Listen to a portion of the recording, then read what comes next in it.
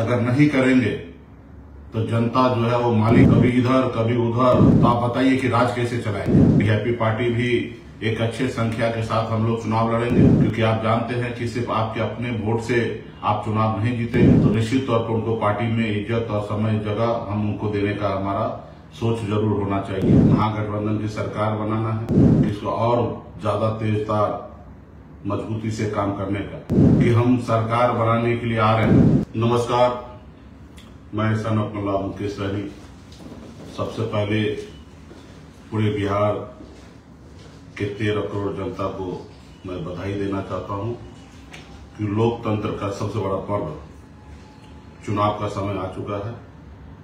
हमारे पार्टी के सभी पदाधिकारी, कार्यकर्ता, गठबंधन के साथी सभी को बहुत बहुत बधाई, शुभकामनाएं, क्योंकि आप सब जान रहे हैं कि पिछले 3.5 साल से जो समय का इंतजार था वो समय आ चुकी है, और मजबूती से जो आपके विचार है, आपको जो संघर्ष है, आपका जो सपना है, उसके लिए हम सब पिछले वर्षों से, कई वर्षों से लगातार संघर्ष कर रहे हैं।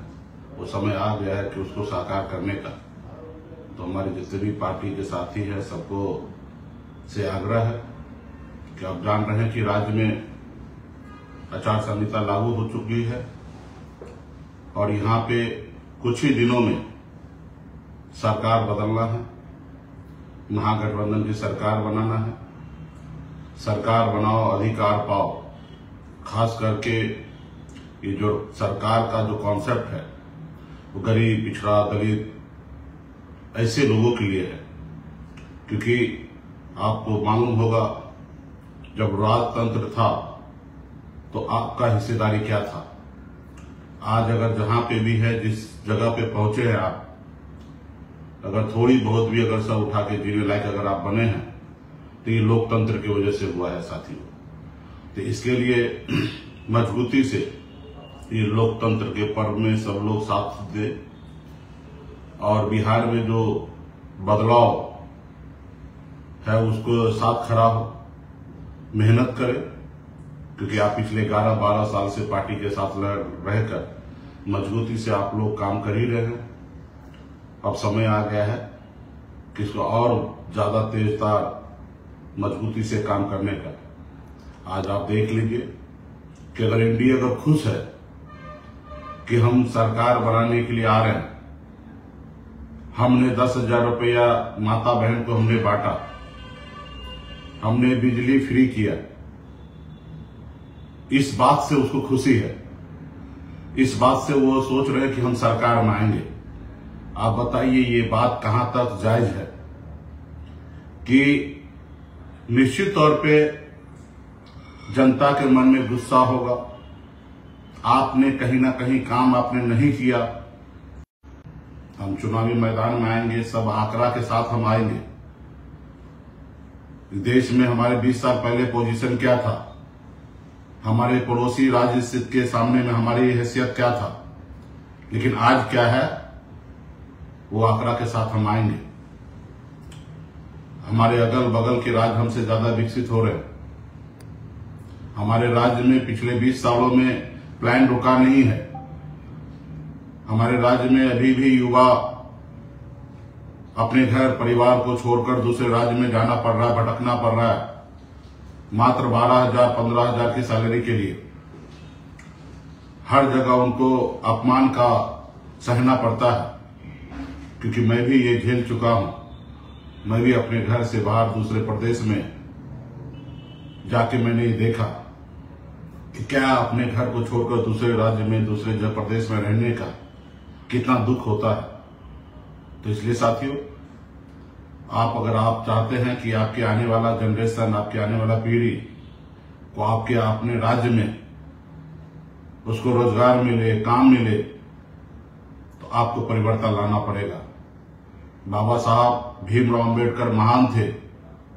उन्होंने संविधान में नेता के लिए सिर्फ 5 साल का समय रखा गया। ब्यूरोक्रेट के जैसा नेता का भी 60 साल तक रखते, लेकिन उन्होंने ऐसा नहीं किया। उन्होंने यही सोच के रखा सिर्फ 5 साल, क्योंकि नेता का काम है जनता की उम्मीद पे खरा उतरना, जो घोषणा करे, जो वादा करे वो पूरा करे। अगर नहीं करेंगे तो जनता जो है वो मालिक है, क्योंकि आपके पास वोट का अधिकार दिया और आप मालिक होकर निर्णय लेंगे कि ये 5 साल में अच्छे काम किए या नहीं, उनको उतार देना होता है। लेकिन यहाँ पे 20 साल हो चुका है, कभी इधर कभी उधर, कभी ये परिस्थिति कभी वो परिस्थिति बनते आ रहा है। अब मुख्यमंत्री अपने कुर्सी पे कायम है। आप भी जान रहे हैं कि मुख्यमंत्री नीतीश कुमार जी की तबीयत कितना अस्वस्थ हो चुका है। वो सही से भाषण नहीं दे सकते हैं, सही से आपके से बात नहीं कर सकते हैं, तो आप बताइए कि राज कैसे चलाएंगे। तो ये सब चीज को आपको समझने की आवश्यकता है। बहुत जल्दी हम आप लोगों के बीच में आएंगे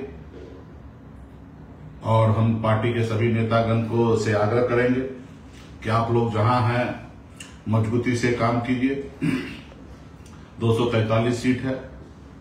वीआईपी पार्टी भी एक अच्छे संख्या के साथ हम लोग चुनाव लड़ेंगे।